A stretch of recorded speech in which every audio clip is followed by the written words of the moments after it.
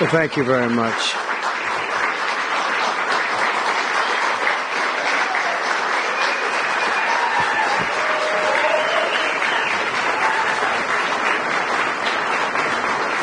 Thank you very much, everyone. And I'd like to start by saying that our country is doing very well. Things are, as you can see, doing quite well. Please sit down.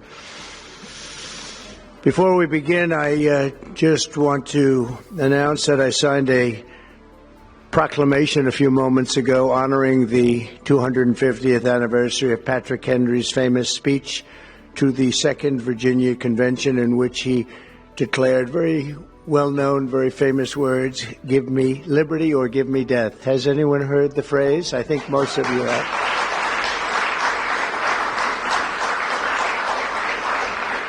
And moments ago, I also signed an executive order to dramatically increase production of critical minerals and rare earths. It's a big thing in this country, and as you know, we're also signing agreements in various locations to unlock rare earths and minerals and lots of other things all over the world, but in particular Ukraine. We're doing very well with regard to Ukraine and Russia, and one of the things we are doing is signing a deal very shortly with respect to rare earths with Ukraine, which they have tremendous value in rare earth, and we appreciate that. And we spoke yesterday with, as you know, President Putin and President Zelensky, and we would love to see that come to an end, and I think we're doing pretty well in that regard. So hopefully we can save thousands of people a week from dying. That's what it's all about. They're dying so unnecessarily, and I believe we'll get it done. We'll see what happens, but I believe we'll get it done. Today we take a very historic action that was 45 years in the making. In a few moments, I will sign an executive order to begin eliminating the Federal Department of Education once and for all.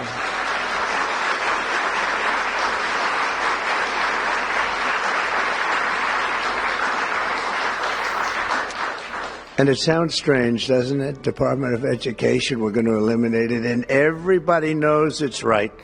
And the Democrats know it's right, and I hope they're going to be voting for it, because ultimately it may come before them, but everybody knows it's right, and we have to get our children educated. We're not doing well with the world of education in this country, and we haven't for a long time. And we're pleased to be joined today by the woman who I chose because she's an extraordinary person. And hopefully she will be our last Secretary of Education, Linda McMahon. Linda, thank you. Thank you very much. That's another interesting statement. It's an interesting opening, right? But it's true, and it's been amazing how popular this has been. I tell people that this is what I'm doing today, and they say, "Oh, it's about time." Everybody says it. Republicans and Democrats have said it. They're all saying it. Also with us are some terrific people. Governors Greg Abbott. Greg, thank you very much. Governor Ron DeSantis, thank you very much, Ron. Mike Braun, congratulations on your victory, Mike. That was a big one. Mike DeWine, thank you very much, Mike. Jeff Landry. Jeff, thank you very much, Jeff. Bill Lee, thank you. Governors, all governors. Brad Little. Brad, thank you very much. Where are you, Brad? Hi, Brad. Jim Pilan, thank you very much, Jim. And Kim Reynolds. These are all people very interested in education. And I even see Dan Patrick over there, my friend Dan Patrick. We're joined also by Representatives Tim Walberg and Virginia Fox, Rick Allen, Michael Rulli, and again, Dan Patrick. Thank you very much, Dan. You've been a great friend of ours. And State Attorneys General Ken Paxton. Ken, I see you there. Andrew Bailey. Andrew, what a job you've done, Andrew. You have some good cases going. You've done a great job. Thank you very much. and co-founder of Moms for Liberty, Tiffany Justice. She's been a hard worker. Thank you. Thank you, Tiffany. When President Carter created the Federal Education Department in 1979, it was opposed by members of his own cabinet, as well as the American Federation of Teachers, the New York Times editorial board, and the famed Democrat Senator Daniel Patrick Moynihan. History has proven them right, absolutely right. After 45 years, the United States spends more money on education by far than any other country, and spends likewise by far more money per pupil than any country, and it's not even close. But yet we rank near the bottom of the list in terms of success. It's an amazing stat. Those are two stats you don't want. The most money spent per pupil, and you're at the bottom of the list. And that's where we are, like it or not. And we've been there for a long time. 70% of eighth graders are not proficient in either reading or in math. 70%. 40% of fourth graders lack even basic reading skills, can't read. Students in our public elementary and middle schools score worse in reading today than when the department opened, by a lot. In Baltimore, 40% of the high schools have 0 students who can do basic mathematics. Not even the very simplest of mathematics. I said, give me your definition of basic, and they're talking about like adding a few numbers together. Despite these breathtaking failures, the department's discretionary budget has exploded by 600% in a very short period of time, and it employs bureaucrats in buildings all over Washington, D.C. And as a former real estate person, I will tell you, I ride through the streets of Washington and it says Department of Education, Department of Education. I said, how do you fill those buildings? It's crazy what's happened over the years.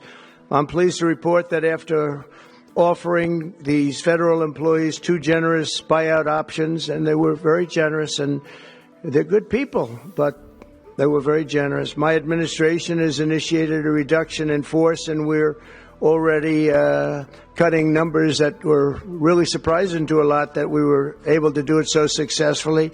And we've cut the number of bureaucrats in half. 50% have taken office, which is great. Thank you. Under the action I'm taking today, a small handful of Democrats and others that we have employed for a long time, and there are some Republicans, but not too many, I have to be honest with you. But the department's useful functions, and such as, and they're in charge of them, Pell Grants, Title I funding, resources for children with disabilities and special needs will be preserved, fully preserved. They're all going to be so. If you look at the Pell Grants, it's supposed to be a very good program. Title I funding and resources for children with special disabilities and special needs, they're going to be preserved in full and redistributed to various other agencies and departments that will take very good care of them. And that's very important to Linda, I know, and it's very important to all of us. But beyond these core necessities, my administration will take all lawful steps to shut down the department. We're going to shut it down, and shut it down as quickly as possible. It's doing us no good. We want to return our students to the states, where just some of the governors here are so happy about this. They want education to come back to them, to come back to the states, and they're going to do a phenomenal job. You know, if you look, Denmark, Norway, Sweden, I have to tell you, I give them a lot of credit. China's top 10. And so we can't now say that bigness is making it impossible to educate, because China is very big. But you have countries that do a very good job in education. And I really believe, like some of the governors here today, from states that run very, very well, including a big state like Texas, but states that run very well are going to have education that will be as good as Norway, Denmark, Sweden, and those top, Finland, those top countries that do so well with education. I think they'll do every bit as well. And what do you think about that, Governor? Do you agree? I think so. Ron, do you agree? I think so. Florida? Iowa? That's right. I really believe that. They'll be as good as any of them. And then you'll have some laggards, and we'll work with them. and we can all tell you who the laggards will be right now, probably, but let's not get into that. But we'll work with them, and we're going to make them, they'll do a job. I think they'll do a job, and they'll go to sections of the state. For instance, New York, you'll have a Manhattan, and you'll have a Suffolk County, and you'll have Nassau County, and you'll have Westchester County. You'll do 4 or 5 or 6 of them. You have upstate New York, and those counties, I think, are going to do very well. And I think ultimately Manhattan should do very well. But we'll break it down into sections, and I think it'll be really, really good. And they're going to be probably the tougher ones, but I think they have a chance to do really well.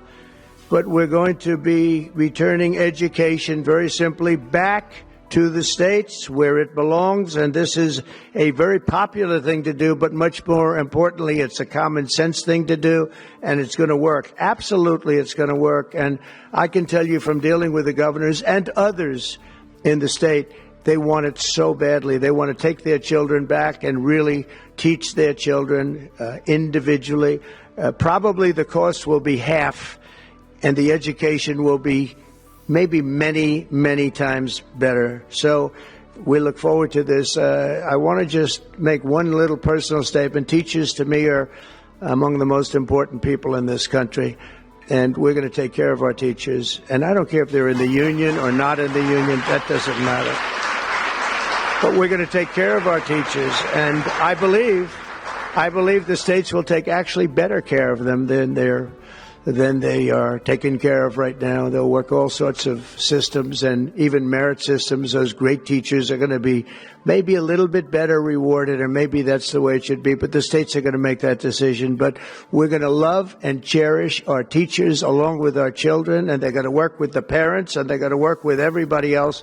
And it's going to be an amazing thing to watch, and it's really going to be something special. And Linda, you're presiding over something that's so important, and you're going to do a fantastic job, just like you have your whole life. I know your whole life I've been watching you. I've been watching you for a long time. She's had nothing but success. So it's tremendous to have you, and hopefully you won't be there too long, but we're going to find something else for you, Linda, okay?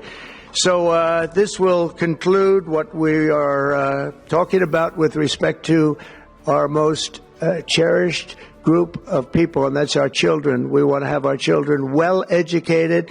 We want them to love going to school. We have examples of it. Look at those beautiful, bright-eyed faces. They are so smart.